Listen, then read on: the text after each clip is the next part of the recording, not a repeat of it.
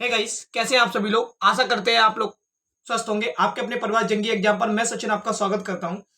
तो आज मैथ का प्रैक्टिस सेट 11 रहने वाला है जो ऑल एग्जाम के लिए यूजफुल होने वाला है। और सीआईएसएफ 2023 की जो एससीएम वाली वैकेंसी आई उसके लिए मोस्ट इंपोर्टेंट ये सेशन रहने वाला है। तो जो भी साथी सीआईएसएफ 2023 की प्रिपरेशन कर रहे हैं उनके लिए सेशन मोस्ट इंपोर्टेंट रहने वाला है, क्योंकि यहाँ पे मैथ के आपके हर एक कॉन्सेप्ट के क्वेश्चन आपको कराए जा रहे हैं और टीसीएस के लेटेस्ट पैटर्न वाले क्वेश्चन कराए जा रहे हैं। और आपका जो एग्जाम कंडक्ट करा रहा है वो टीसीएस ही करा रहा है। तो ये सेशन आपके लिए बेहतरीन होने वाला है। तो शुरुआत करते हैं आज का सेशन, जिसमें फर्स्ट क्वेश्चन कह रहा है हमारा, वो ये क्या कह रहा है। फर्स्ट क्वेश्चन कह रहा है कि एक कक्षा में 20 छात्रों का औसत वजन 55 किलोग्राम है। यदि इसमें इसमें कक्षा शिक्षक का वजन भी शामिल कर लिया जाए तो औसत 0.5 केजी बढ़ जाता है। कक्षा अध्यापक की कार्यभार कितना है। अगर मैं उसकी बात करूं तो तुम्हारे पास क्या होता है, देखो कितने छात्र हैं। तो टोटल टोटल छात्र हैं तुम्हारे पास कितने, 20। ओके, 20 छात्र है। 20 छात्र का जो औसत वजन है वो 55 केजी है। कितना है, 55 केजी है। 20 छात्र का जो औसत वजन है वो 55 केजी है। अब वो ये कह रहा है कि यदि इसमें कक्षा शिक्षक का वजन भी शामिल कर लिया जाए तो औसत है जो वो 0.5 किलोग्राम बढ़ जाता है। यानी यहां से बढ़ के कितना हो जाता है, 0.5 केजी बढ़ जाता है। कितना बढ़ जाता है, 0.5 केजी। यानी बढ़ के कितना हो जाता है, 0.5 केजी में बढ़ के। तो अगर मैं यहाँ पे देखूं तो मेरे पास बढ़ के कितना हो जा रहा है, 55.5 हो जा रहा है कि नहीं हो रहा है। ओके, यही तो हो रहा है। अब वो ये तुमसे कह रहा है कि भाई यहाँ पे बढ़ कितना रहा है। अगर मैं यहाँ पे देखूं तो 20 पंचे क्या होता है, स्टूडेंट कितने हो गए तुम्हारे पास, 21। 20 से बढ़ के कितने लोग हो गए, 21। कितना इंक्रीजमेंट हो रहा है, 0.5। तो हमें क्या करना है, 20 का इसमें मल्टीपल कर देना है। जब 20 का इसमें मल्टीपल करेंगे 0.5 में तो 20 पंचे होता है 100। यानी कितना इंक्रीजमेंट हुआ, 10। तो 10 इंक्रीजमेंट हो गया तो कितना हो गया, 65.5। तो जो नया औसत आएगा वो कितना आ गया, 65.5 केजी आ गया। जो सेकंड वाला ऑप्शन एकदम करेक्ट रहने वाला है। क्वेश्चन नंबर सेकंड की बात करते हैं। क्वेश्चन नंबर सेकंड क्या रहने वाला है। क्वेश्चन नंबर सेकंड की बात करें तो क्वेश्चन नंबर सेकंड कह रहा है कि दो संख्याओं का अनुपात 13:15 है। दो संख्याओं का अनुपात 13:15 है।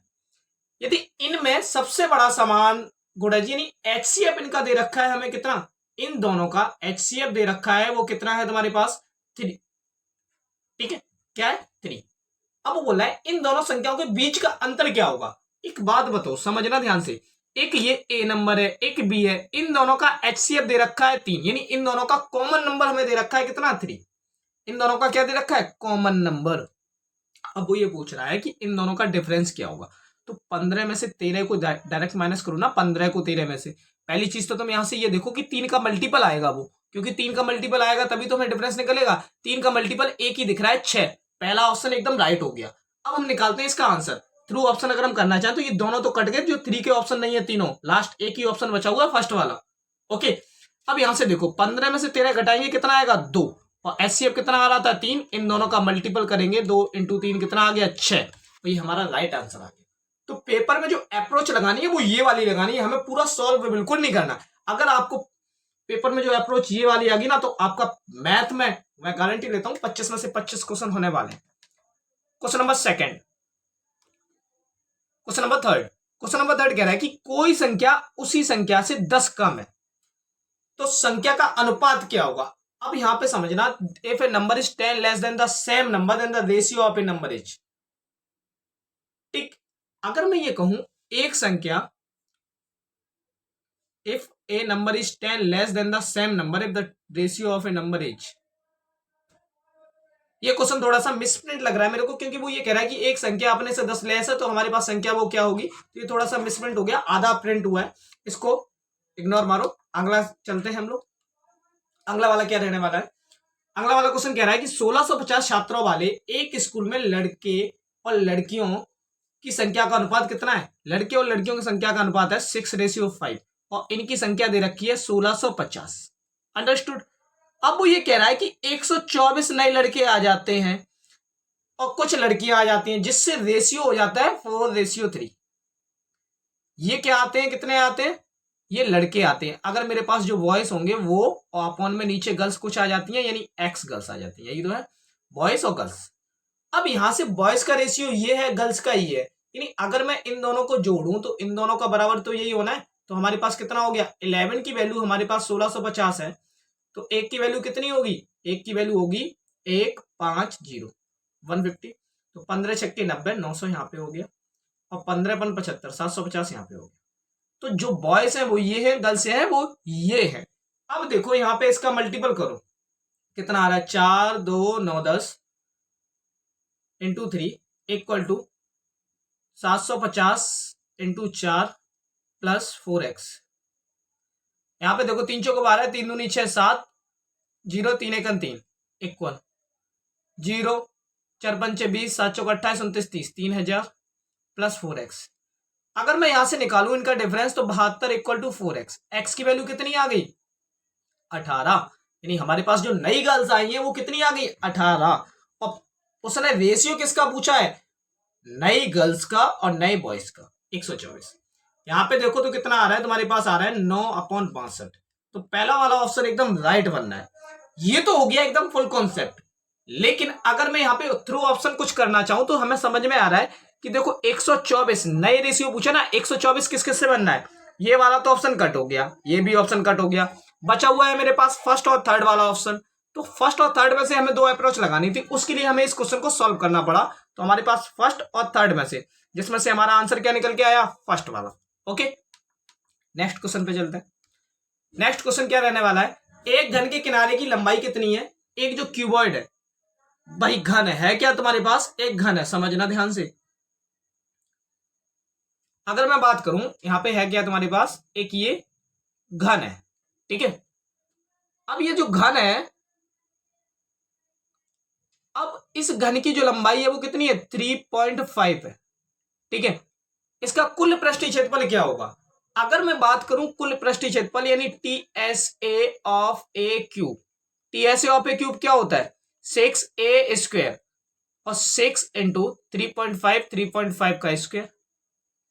ओके, अब यहां पे देखो कितना बनना है, 6 पंचे 30 और 3 5 यानी हमारे पास आना है, देखो 35 का स्क्वायर कितना होता है, 6 इंटू 1235 1225, 6 पंचे 30, 6 दूनी 12 13 14 15, 6 दूनी 12 13 थे 6 कन 6। हमारे पास कितना आंसर आ रहा है, find the length and the total surface area, 6 square होता है ना, 35 का स्क्वायर हो गया 12 25, 6 पंचे 30, 6 दूनी 12 13 14 15, 6 दूनी 12 13, 6 एकन 6 7, 73.50 आ गया।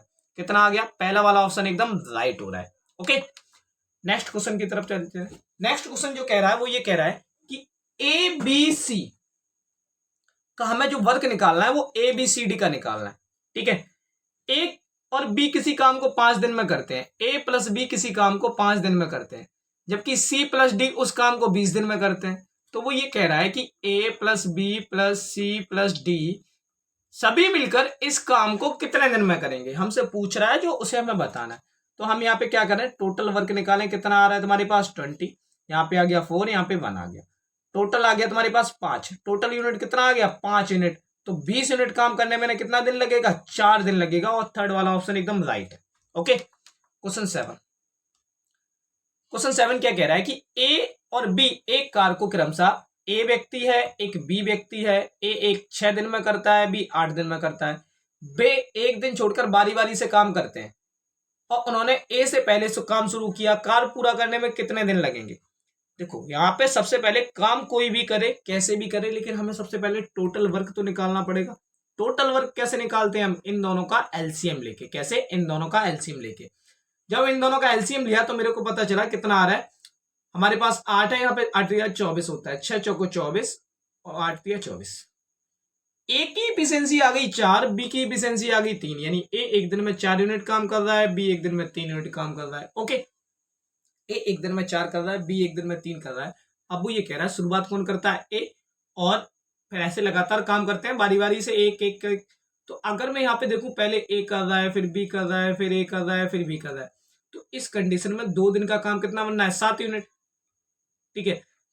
7 यूनिट 2 दिन का काम बनना है, 2 दिन का जो काम बनना है वो कितना बनना है, 7 यूनिट। तो 24 यूनिट काम करने में, यानी 21 यूनिट काम करने में इन्हें 3 दिन लगेंगे, यानी 6 दिन तो ये हो गए तुम्हारे पास। अब नंबर किसका आएगा, ए का, तो +1, यानी हमें +1, भाई हमारे पास कितना बचेगा, एक दिन ये भी तो करेगा आके, तो 6 डेज तो ये हो गए तुम्हारे पास। अब बचा हुआ काम कितना है, 3, और ये करेगा आगे कौन, 4, तो 6 होल 3/4 ऑप्शन एकदम राइट है। इस ऑप्शन में भी ये टाइपिंग में थोड़ा सा मिसप्रिंट हो गया और हमारा आंसर ये वाला रहने वाला है, ठीक है, क्योंकि इसमें सारे 6 दे रखे हैं, ये होल वाला हट गया। क्वेश्चन नंबर 8 कह रहा है कि 11% वार्षिक साधारण ब्याज की दर से निवेश की गई राशि 2000 की राशि कितने वर्षों में 3100 हो जाएगी। यानी हमें प्रिंसिपल दे दिया गया है 2000 रुपए और अमाउंट दे दिया गया है 3100 रुपए और हमें दे दिया गया क्या, रेट 11%। अब वो ये तुमसे पूछ रहा है कि टाइम कितना लगेगा। तो यहाँ से अमाउंट हमें पता है, प्रिंसिपल पता है, तो ऐसा ही कितना आ जाना है, ऐसा ही आ जाना है 3100 माइनस 2000, 001, 3 में से 2 गया 1, 1100, ऐसा ही आ गया 1100। प्रिंसिपल है 2000 और रेट है 11, हमें टाइम निकालना है। 2 जीरो ये कट हो गए, इससे 1 जीरो कट हुआ, 11 से इसे कट किया, कितने टाइम गया ये 102 से इसे कट किया 5, यानी हमारे पास जो टाइम आ गया वो 5 साल लगने वाले हैं 2000 से 3100 होने में। नेक्स्ट क्वेश्चन कह रहा है कुछ संतरे 150 रुपए प्रति सैकड़ा की दर से, यानी 150 रुपए पर सैकड़ा, यानी 100 संतरों का प्राइस 150 रुपए था और 24 रुपए प्रति दर्जन, यानी 24 रुपए के हिसाब से प्रति दर्जन 12। तो यहाँ पे एक संतरे का मूल्य कितना आ गया 150 अपॉन 100, 0 5 से इसे कट किया, 5 दिया 15, यानी 5 दूनी 10, यानी हमारे पास आ गया 1.5 रुपए और 24 रुपए प्रति दर्जन की दर से बेचे गए, यानी 12 संतरों का बेचे गए कितने में, ये तो हो गया तुम्हारे पास सीपी और ये हो गया 12 दूनी 24, यानी एक संतरा 2 रुपए में बेचा गया, 2 रुपए में। कितने का प्रॉफिट हो रहा है, यहाँ पे देख लो कितने का प्रॉफिट हो रहा है 5। वो ये कह रहा है कि ऐसा करने पर 1000 का मुनाफा हुआ, कुल कितने संतरे खरीदे गए थे। ऐसा करने पर कितना मुनाफा हुआ 5 का, एक संतरे पे कितने का मुनाफा हो रहा है 5 का, तो वो ये कह रहा है एक संतरे पे कितने का हो रहा है 5 पैसे का हो रहा है कि नहीं हो रहा है, तो 1000 पे कितने का होगा देख लो, ये 5 से कट करो तो कितना हो गया तुम्हारे पास 5 दूनी 10, 200 और ये पॉइंट रिमूव होगा तो जीरो यहाँ पे आएगा, यानी 2000 संतरे खरीदे गए थे। कितने खरीदे गए थे 2000 संतरे। अंडरस्टूड, तो हमारा आंसर आ गया सेकंड वाला। नेक्स्ट क्वेश्चन जो रहने वाला है वो देखो, नेक्स्ट क्वेश्चन कह रहा है कि 12 into 6 divide by bracket close 18 divide by 6, 3 में से 6 में से 3 जाएगा, कितना बचेगा 3, ये तो हमारा यहाँ पे सॉल्व हो गया, ठीक है, और प्लस 6। अब यहाँ पे देखो कितना हो गया 12 छक्के 72, नहीं करना है तुम्हें क्योंकि यहाँ पे हमारे पास डिवाइड लगा हुआ है, 12 इंटू 6 डिवाइड बाई 18 में का डिवाइड करेंगे, इससे से डिवाइड करेंगे 6 और 6 में से 3 गया 3, तो 3 यहाँ पे आ गया प्लस 6, 3 से डिवाइड किया 2, 12 दूनी 24 प्लस 6, 24 प्लस 6 30, हमारा पहला वाला आंसर एकदम करेक्ट हो रहा है। तो आज का सेशन कैसा लगा कमेंट सेक्शन में जरूर बताएं और अगर जरा सा भी अच्छा लग रहा है तो अपने परिवार जंगी एग्जाम को सब्सक्राइब जरूर कर लें और बेल आइकन को प्रेस कर लें और पर डे शाम को 9 बजे ये सेशन रहने वाला है, तो इसे ज्वाइन करना जरूर ना भूलें। और कैसे बाकी आपका दिन शुभ हो, मंगलमय हो। जय हिंद, जय भारत।